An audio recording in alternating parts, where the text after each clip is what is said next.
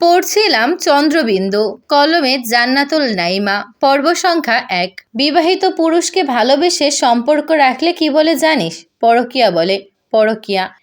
মায়ের বলা স্পষ্ট বাক্য শুনে চমকে উঠল বিন্দু। সে পরক্রিয়া করছে, চন্দ্রর সঙ্গে তার এখন পরকীয়ার সম্পর্ক। মা কিভাবে এমন একটি কথা তাকে বলল? অভিমানে বুক ভার হয় বিন্দুর, যন্ত্রণায় ছটফট করে ছোট্ট হৃদয়। গোপনে গোপনে কেঁদে গলা ভেঙে ফেলেছে সে। সেই ভাঙা কণ্ঠে বেরিয়ে আসে কত অসহায়ত্ব কণ্ঠে, কতই না বেদনার সুর। ছোটবেলা থেকে যাকে ভালোবাসি, যে প্রতিশ্রুতি দিয়েছিল আমি হব তার বউ, আজ তার সঙ্গে আমার কেবল পরক্রিয়ার সম্পর্ক। তুমি কিভাবে বলতে পারো মা? তুমি তো সব জানো। তুমি নিজেও তো চন্দ্রের সঙ্গে আমার বিয়ের স্বপ্ন দেখতে। ও বাড়ির সঙ্গে তোমার সম্পর্ক, সখ্যতা সবই তো আমাদের কেন্দ্র করে। বিন্দু থামে, দীর্ঘ নিঃশ্বাস ছাড়ে, তারপর ডুকরে ওঠে। বিন্দুর মা কল্লোলী ২ কদম এগোয়। হাঁটুতে মুখ গুজে বিছানায় বসে থাকা বিন্দু কাঁদছে। মায়ের বুক কেঁপে ওঠে। বিরহ যন্ত্রণায় ছটফট করছে তার ১৬ বছরের কিশোরী কন্যা। মা হয়ে সে তা ২ চোখে দেখছে, সহ্য করছে। চন্দ্রের ওপর ভীষণ রাগ হচ্ছে তার। রাগ হচ্ছে চন্দ্রর পরিবারের উপরও। এক কথায় তার সবে মিলে বিন্দুকে ঠকিয়েছে। চন্দ্র প্রতারণা করেছে তার ছোট্ট মেয়েটির সঙ্গে। কল্লোলের বুক চুড়ে দীর্ঘশ্বাস বেরোয়। একবার ভাবে মেয়েকে জড়িয়ে ধরবে, সান্ত্বনা দেবে। পরক্ষণেই মত পাল্টায়। বিন্দুকে সে কোনো সান্ত্বনা দেবে না, আর না হবে বিন্দুর আশ্রয়। মেয়ে নিজেকে নিজেই সামলাক, পৃথিবীর স্বার্থপর বেঈমান মানুষগুলো চিনুক, সকথা পুরুষ মানুষের ব্যাপারে অভিজ্ঞতা হোক। যে নরম মনটা আজ আগুনের তাপে গলে গলে পড়ছে, সে মনটা একদিন ঠিক বরফের মতো শক্ত হয়ে উঠুক। কল্লোলী চলে গেল। সন্ধ্যা নামছে, চুলো ধরাতে হবে। বিন্দু কাঁদছে। প্রকৃতির আলো মিলিয়ে আধার নামলো। সেই আধারে তলিয়ে গেল বিন্দুর চোখের জল, মনের যন্ত্রণা। বউকে ঘরে রেখে তুই যাচ্ছিস প্রেমিকাকে এক নজর দেখতে। তুই আসলে কি চন্দ্র? কেন ঠকালি বিন্দুকে? কেনই বা এখন ঘরের বউকে ঠকাচ্ছিস? ধবধবে সাদা পাঞ্জাবির উপর কালো চাদর জড়ালো চন্দ্র। ঘাড় অবধি সিল্কি সিল্কি চুলগুলো ঝুঁটি বেঁধে ফেলল পেছনে। তারপর সিগারেটের প্যাকেটটা পাঞ্জাবি পকেটে ঢুকাতে ঢুকাতে বাল্যবন্ধু স্বপনকে বলল, লাইটার আছে? স্বপন বলল, তা আছে। তুই এবার আমার কথার উত্তর দে। চন্দ্র ফিচেল হেসে রুম ছাড়ল। স্বপন দৌড়ালো পিছু পিছু। এই ছেলেটা না কখনো সহজ হবে না, মনে মনে ভাবল স্বপন। সিঁড়ি বেয়ে নামছে ভূঁইয়া পরিবারের বড় ছেলে চন্দ্রশেখর ভূঁইয়া। জমিদার বা ভূ সম্পত্তিধারী পরিবারগুলোর মধ্যে প্রচলিত ভূঁইয়া বংশ। সেই বংশের ছেলে চন্দ্রশেখর। এই চন্দ্রশেখরই ছিল বিন্দুর বাগদত্তা। চন্দ্র নিচে নামতেই তার নববধূ এক হাত ঘোমটা টেনে লাজুক লাজুক মুখে সামনে এসে দাঁড়ালো। চন্দ্রর দৃষ্টি নিচে ছিল। বউ সামনে এলেই চোখ তুলল। নববধূর নাম সাহেরা খাতুন ছিল। এখন সে সাহেরা বেগম। লজ্জায় মাখানো চোখ দুটি মেলে তাকালো সাহেরা। বউয়ের লজ্জা দেখে চন্দ্রর চোখে তীক্ষ্ণতা, ঠোঁটে বাঁকা হাসি। সাহেরার লজ্জা বাড়ল ও হাসিতে। মস্তিষ্ক নত করে বলল, আমি আপনার ঘরেই যাচ্ছিলাম। আম্মা বলল আপনি সকালবেলা গরম গরম পরোটার সঙ্গে আলু ভাজা খেতে পছন্দ করেন। আমি পরোটা বানিয়েছি, আপনি আসুন, এলেই তেলে গরম করে দেব। সাহেরা চন্দ্রর আম্মাকে আম্মা বলছে। বুঝতে পারল চন্দ্র শুধু আম্মাই ডাকছে না, তার পছন্দের অপছন্দের কথাও জেনে নিচ্ছে। চন্দ্রর মাথায় চিন্তা আসে, তার আম্মা তো এই বিয়েটাই মানেনি। গতকাল রাত পর্যন্ত যিনি রাগান্বিত ছিল, তার আকস্মিক বিয়েতে সাহেরাকে পুত্রবধূ হিসেবে মানতে নারাজ ছিল, অথচ আজ রাত ফুরাতেই সাহেরাকে রান্নাঘরে ঢুকতে দিয়েছে, তার পছন্দের কথা জানিয়েছে। এই না ভদ্রমহিলা সাহেরাকে বাড়িতে থাকতে দেবে না? তাহলে রান্নাঘরে ঢুকালো কি করে? আহারে মমতাময়ী মা, আহারে নারী হৃদয়! নিশ্চয়ই মায়ায় পড়েছে সাহেরার সুন্দর মুখখানির উপর। নিশ্চয়ই নারীর বিবেকে টান দিয়েছে। মেয়েটির কী বা দোষ? তার ছেলে বিয়ে করে না আনলে তো সে বউ হয়ে আসতে পারত না। চন্দ্র মনে মনে খুব হাসে, খুব। তারপর ভোজনালয়ে চলে যায়।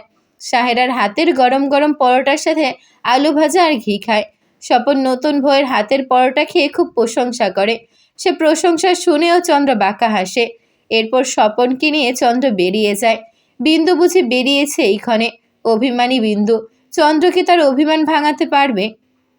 ম্যাট্রিক পাশ করে আর কলেজে ভর্তি হয়নি বিন্দু, কারণ তার পড়াশোনার সীমাবদ্ধতা এ পর্যন্তই ছিল। বিন্দু দেখতে আহামরি সুন্দরী নয়, তবে তার চেহারায় মাধুর্য আছে। ওর গলায় একটা সোনার চিকন চেইন আছে, যার রং আর ওর গায়ের রং একে অপরের সঙ্গে মিলেমিশে যায়। অর্থাৎ বিন্দুর গায়ের রং সোনা বরণ। ওর চুলগুলো কুচকুচে কালো, চুলের পরতে পরতে কত যে ঢেউ, মানে ওর চুলগুলো কোকড়ানো চুলের অধিকারী। বিন্দুর চোখ দুটোর সঙ্গে হরিণীর চোখের কোনো পার্থক্য নেই যেন। বন্যপ্রাণী হরিণী চন্দ্রর খুব পছন্দ। বিন্দুর চিকন মসৃণ ঠোঁটের উপরে ছোট্ট ছোট্ট লোম, যা চন্দ্রর গভীর আবেগ। এই বিন্দু যখন 10 বছর, তখন চন্দ্রর বয়স 20। দুজনের বয়সের পার্থক্য পাক্কা 10। ছোট বিন্দুকে তখন থেকেই পছন্দ করে, ভালোবাসে চন্দ্র। তাদের বাড়িও পাশাপাশি, সম্পর্কে তারা প্রতিবেশী।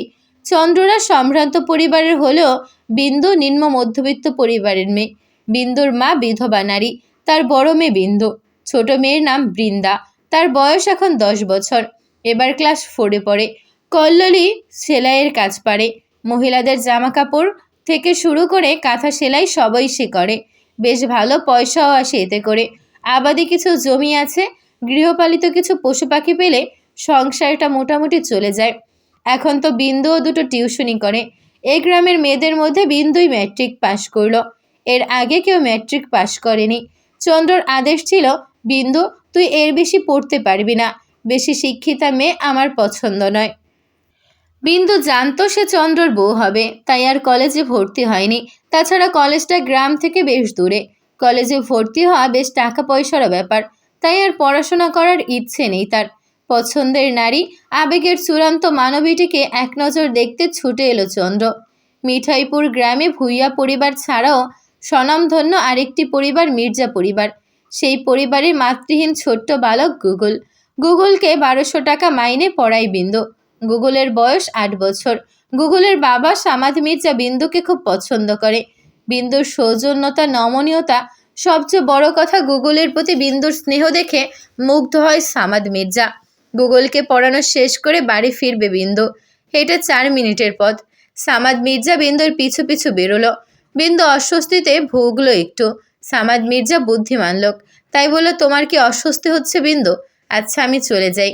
ভাবলাম একা একা যাচ্ছ, সঙ্গ দিলে খুশি হবে। বিন্দু কি বলবে ভেবে পেল না, তাই নীরব থাকলো। সামাদ মির্জা ফিরে গেল।